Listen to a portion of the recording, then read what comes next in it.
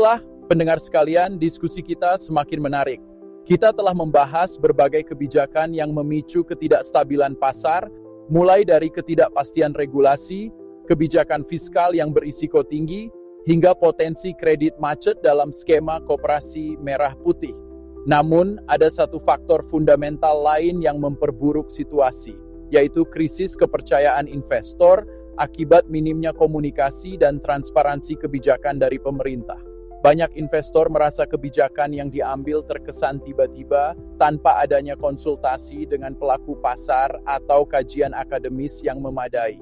Sebagai contoh, revisi mendadak terhadap aturan pajak dividen dan perubahan kebijakan terkait investasi asing langsung, FDI, telah menciptakan ketidakpastian hukum yang berujung pada arus modal keluar, capital flight.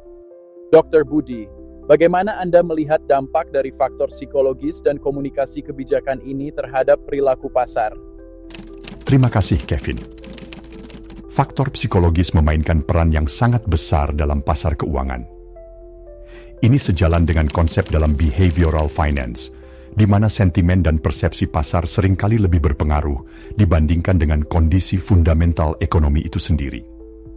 Dalam teori rational expectations, investor tidak hanya bereaksi terhadap kebijakan yang ada saat ini, tetapi juga terhadap ekspektasi kebijakan di masa depan. Jika pemerintah dianggap tidak konsisten atau kurang transparan dalam mengomunikasikan kebijakan, maka kepercayaan investor akan menurun, dan mereka cenderung mengambil langkah herd behavior, yaitu mengikuti arus kepanikan untuk menjual aset mereka sebelum kondisi memburuk lebih jauh. Fenomena ini kita lihat pada Januari 2025, ketika pasar bereaksi negatif terhadap perubahan aturan pajak dividen yang diumumkan tanpa kajian yang jelas.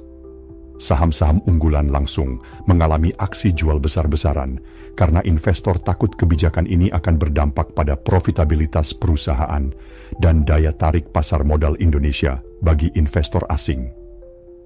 Ketidakpastian ini semakin diperburuk oleh minimnya komunikasi dari pemerintah. Dalam ekonomi makro, kita mengenal konsep policy credibility, yaitu sejauh mana kebijakan ekonomi dianggap kredibel dan dapat diprediksi oleh pasar. Jika kebijakan berubah-ubah tanpa dasar yang jelas, investor akan melihat ekonomi kita sebagai high-risk market yang berujung pada capital outflows dan tekanan terhadap nilai tukar rupiah.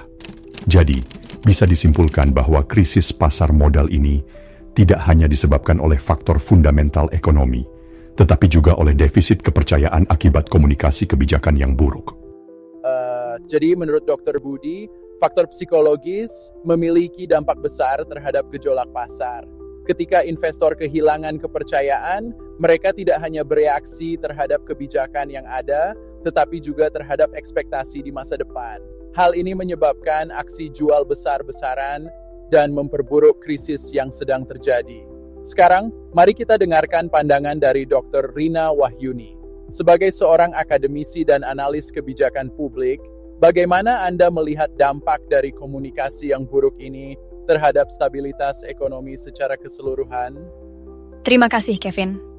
Saya setuju dengan analisis Dr. Budi, bahwa komunikasi kebijakan yang buruk dapat merusak kepercayaan pasar dan menciptakan ketidakstabilan ekonomi.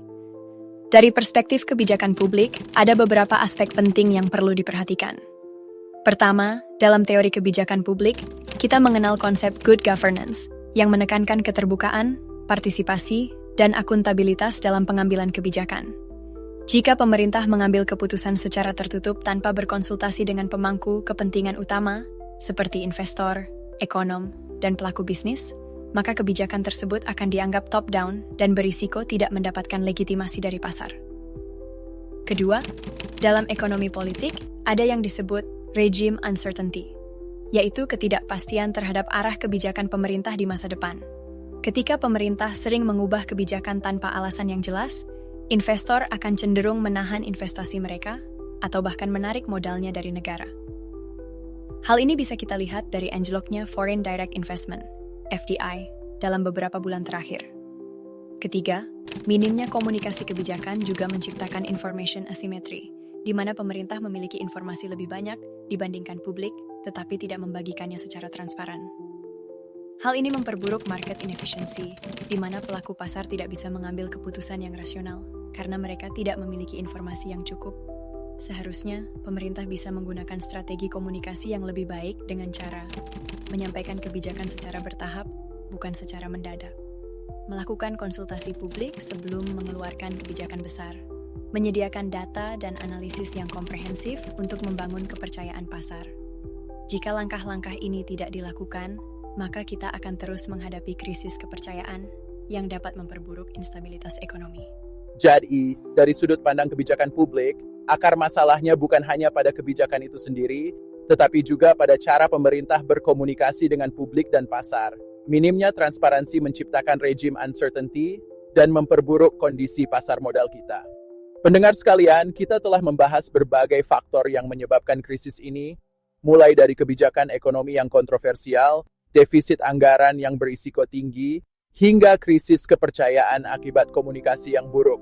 Namun, pertanyaannya sekarang, apa solusi yang bisa dilakukan untuk mengembalikan stabilitas pasar modal dan kepercayaan investor? Setelah jeda berikut ini, kita akan membahas strategi pemulihan pasar dan kebijakan yang harus dilakukan untuk mengatasi krisis ini. Tetaplah bersama kami di Science News.